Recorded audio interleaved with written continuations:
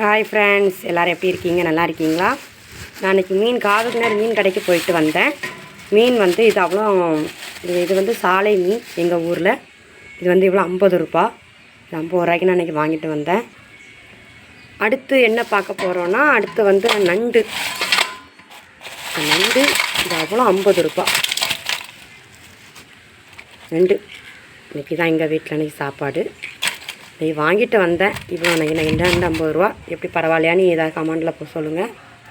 இது அவ்வளோ கழுவுனா இப்படி கொஞ்சோட தான் இருக்கும். அதனால் கூட ஒரு 50 ரூபாய்க்கு 100 ரூபாய்க்காட்டு நான் வாங்கிட்டேன். இது அவ்வளோ 100 ரூபாய்க்கு இன்றைக்கி இருக்குது. அப்படியே தக்காளி பழம் 1 கிலோ தக்காளி பழம் 60 ரூபா. இந்த பக்கம் மிளகா இவ்வளோ 10 ரூபா. இது சோளம், ஸ்வீட் சோளம்.